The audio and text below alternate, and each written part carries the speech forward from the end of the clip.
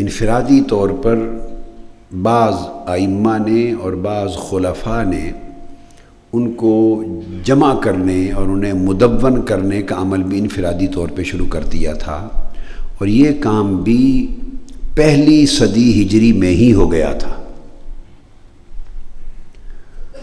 اب جو بڑا اہم کام دور تابعین میں ہوا، یعنی امام بخاری رضی اللہ تعالی عنہ کی ولادت سے بھی 100 سال پہلے وہ سرکاری سطح پر بھی ان تمام کتب کی اور متفرق صحائف کی اور متفرق مجموعات کی تدوین، سرکاری تدوین کا عمل بھی ہو گیا۔ اور یہ صحرا اللہ رب العزت نے تاریخ کی زبان میں جنہیں 5واں خلیفہ راشد کہتے ہیں، حضرت عمر بن عبدالعزیز رضی اللہ تعالیٰ عنہ، جو محدث بھی تھے، عابد و زاہد بھی تھے، عارف و عالم بھی تھے، اور ان کی گھر ہر رات مجلس ذکر اور مجلس گریہ و بکا ہوتی تھی، اور ساری رات اہل دل اہل زود جمع ہو کے ذکر کرتے، قرآن مجید کی تلاوت کرتے، گریہ و بکا کرتے، اور خود حضرت عمر بن عبدالعزیز رضی اللہ تعالیٰ عنہ حالت وجد میں قرآن مجید کی کئی آیات سن کر بے ہوش ہو کر زمین پہ گر پڑتے، اور بسا اوقات ساری رات بے ہوش رہتے۔ یہ عالم تھا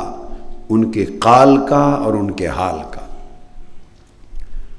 تو ایسے لوگوں کے ہاتھوں سے جب وہ تخت خلافت متمکن ہوئے تو اللہ رب العزت نے تدوین حدیث کا کام سرکاری طور پر تکمیل پذیر فرمایا، اور انہیں جو آفیشل ایفرٹس کی، انہوں نے خطوط لکھے۔ عمر بن عبدالعزیز رضی اللہ تعالیٰ عنہ نے پورے آفاق میں، پورے اطراف عالم میں عمال کو، حکام کو، گورنروں کو، امراء کو، اور کہا فانظروا حدیث رسول اللہ صلی اللہ علیہ وآلہ وسلم فاکتبوہ واجمعوہ، کہ تم اپنے اپنے ملکوں اور شہروں میں صحابہ تابعین کے پاس جاؤ، اور جہاں جہاں احادیث نبوی کے ذخائر، صحائف اور کتب اور مخطوطات و مجموعات ملیں، ان کو دیکھو اور ان کو نقل کرو اور ان کو جمع کر کے میری طرف بھیجو۔ یہ آفیشل انسٹرکشن تھی، سرکاری فرمان نامہ تھا، جس کو امام ابو نعیم نے تاریخ اصبہان میں سند کے ساتھ بیان کیا، اور امام حافظ ابن حجر نے فتح الباری میں، اور خطیب بغدادی نے تقیید العلم میں، اور اعلاذ القیاس امام ابن عبد البر نے جامع بیان العلم میں، اور دیگر بے شمار کتب کے اندر، اور امام دارمی نے اپنی سند میں، اور اگر حدیث کی بے شمار کتب اور کتب سیر و مغازی میں تفصیل کے ساتھ آئی۔ اور آپ نے لکھا انظروا حدیث رسول اللہ صلی اللہ علیہ وآلہ وسلم فاکتبوہ، فرمایا فإنی خفت دروس العلم وذہاب اہلہ۔ آپ نے ہر ایک کو عبارت لکھی، یہ خط لکھا،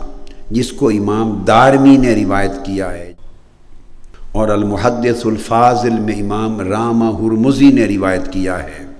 اور امام ابو عبید قاسم بن سلام نے روایت کیا کتاب الاموال میں۔ یہ امام بخاری کے ہم زمانہ لوگ ہیں جو اپنی اپنی سند کے ساتھ ان چیزوں کو روایت کر رہے ہیں، اور یہ عمل کس کا ہے؟ صرف ایک خلیفہ اموی کا نہیں، جلیل القدر تابعی کا ہے۔ کہا کہ حضور علیہ السلام کی حدیث کو اکٹھا کرو، ان کو نقل کرو، مجھے خوف ہے کہ علم کہیں اٹھ نہ جائے، یعنی اہل علم دنیا سے اٹھ نہ جائیں، رخصت نہ ہو جائیں، اور جو علم کے اہل ہیں وہ دنیا سے رخصت نہ ہو جائیں۔ قبل اس کے کہ اہل علم دنیا سے رخصت ہو جائیں، اشارہ صحابہ کرام کی طرف تھا اور کبار تابعین کی طرف تھا، کہ پھر براہ راست اس علم نبوت کے جو حاملین ہیں، احادیث نبوی کے جو حاملین ہیں، براہ راست وہ نہیں رہیں گے، بہتر ہے کہ براہ راست ان سے لے کر جمع کر لیا جائے۔ تو آپ نے سرکاری ایفرٹ شروع کی۔ اسی طرح آپ نے ایک خط لکھا میں اب سرکاری ان کے فرمان نامے، سرکاری مکاتیب، آفیشل لیٹرز، ڈاکیومنٹس، ان کو مینشن کر رہا ہوں، کوٹ کر رہا ہوں۔ پھر ایک اور آپ نے خط لکھا حضرت ابو بکر بن محمد بن عمر بن حزم کے نام۔ یہ وہ عمر بن حزم رضی اللہ تعالیٰ عنہ وہ صحابی تھے ملوک یمن کے، جن کو آقا علیہ السلام نے خطوط دیے اور ڈاکیومنٹس دیے اپنی احادیث پر مشتمل، جن میں احکام درج تھے۔ تو یہ اب ان کے پوتے تھے ابو بکر بن محمد بن عمر بن حزم، ان کو خط لکھا، اور یہ بھی تابعی تھے، ان کے والد بھی تابعی تھے، اور ان کی وفات 117 ہجری میں ہوئی، اور وہ مدینہ طیبہ کے عامل تھے، اس وقت گورنر تھے۔ ان کو لکھا اور کہا کہ اکتب الی بما ثبت عندک من الحدیث عن رسول اللہ صلی اللہ علیہ وآلہ وسلم، مدینہ طیبہ میں جو جو احادیث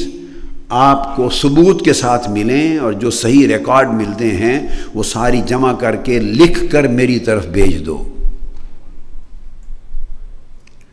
اور فإنی خشیت دروس العلم وذہابہ، اور مجھے ڈر ہے کہ علم اور اہل علم کہیں دنیا سے رخصت نہ ہو جائیں۔ اس کو بھی امام دارمی نے روایت کیا سنن میں جلد اول صفحہ 126، اور امام ابن سعد نے اپنی الطبقات میں روایت کیا جلد 2 قسم 2 صفحہ 134، اور امام قاسم بن سلام نے روایت کیا کتاب الاموال میں، اور امام بخاری نے روایت کیا التاریخ الصغیر میں، اور خطیب بغدادی نے تقیید العلم میں۔ اسی طرح چوتھی 5ویں روایت آتی ہے کہ آپ نے پھر خط لکھے ان کو، اور ان میں یہ بھی لکھا کہ ان یکتب لہ العلم من عند امرہ بنت عبد الرحمن، امرہ بنت عبد الرحمن بن سعد بن زرارہ الانصاریہ المدنیہ، یہ تابعیہ تھی جلیل القدر، اور ام المومنین سیدہ عائشہ صدیقہ رضی اللہ تعالیٰ عنہ کی خادمہ بھی رہیں، اور آپ کی خدمت میں طویل وقت بسر کیا، اور براہ راست کثرت کے ساتھ آپ سے احادیث نبوی کا سماع کیا، اور ان کے پاس ام المومنین حضرت عائشہ صدیقہ رضی اللہ تعالیٰ عنہ کی مرویات کا ذخیرہ تھا، اور محدثہ تھی۔ ان کا نام تھا امرہ بنت عبد الرحمن بن سعد بن زرارہ الانصاریہ المدنیہ۔ کہا کہ ان کے پاس جو احادیث نبوی کا ذخیرہ ہے وہ بھی لکھ کر میرے پاس بھیجو، تو کہ ان کے ذریعے براہ راست ام المومنین عائشہ صدیقہ رضی اللہ تعالیٰ عنہ کا ذخیرہ حدیث آ جائے گا۔ اور ان کی وفات بھی 98 ہجری میں ہو گئی تھی۔ پھر انہوں نے حضرت قاسم بن محمد بن ابی بکر الصدیق رضی اللہ تعالیٰ عنہ، سیدنا صدیق اکبر رضی اللہ تعالیٰ عنہ کے پوتے محمد بن ابی بکر کے بیٹے حضرت قاسم بن محمد بن ابی بکر، جن کی وفات 106 میں ہوئی، تابعی،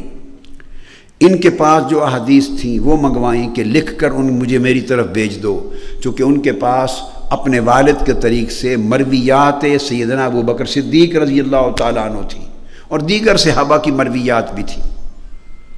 چنانچہ انہوں نے بھی لکھ کر احادیث حضرت عمر بن عبدالعزیز کو بھجوا دی۔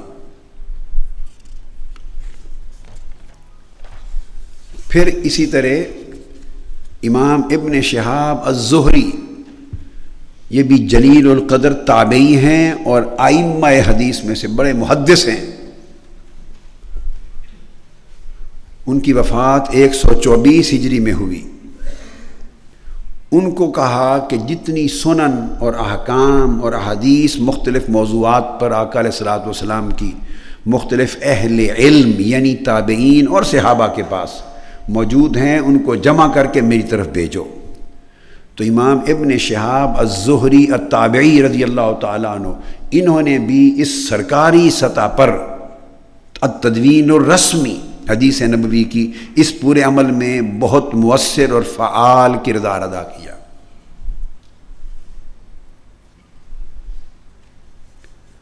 پھر جو دیگر اور ذمہ داران تھے جہاں جہاں دنیا میں تھے، ان سب کو سنت اور حدیث کو جمع کر کے نقل کر کے ان کے ریکارڈز یہاں مرکز میں بھیجنے کے لیے ان کو کہتے رہتے تھے۔ چنانچہ اکرمہ بن عمار روایت کرتے ہیں، مزید اکرمہ بن عمار روایت کرتے ہیں، فرماتے ہیں کہ میں نے حضرت عمر بن عبدالعزیز رضی اللہ تعالیٰ عنہ کہ لکھے ہوئے خطوط اور آپ کے لکھے ہوئے جو ڈاکیومنٹس تھے وہ سنے، ان کی سماعت کی اور ان کی قرات کی، پڑھا، اور وہ کہتے تھے کہ قبل اس کے کہ سنت یعنی حدیث کا علم فوت ہو جائے اس کو جمع کر لیں، اور فرمایا کہ اے اہل علم تمام مساجد میں منتشر ہو جاؤ۔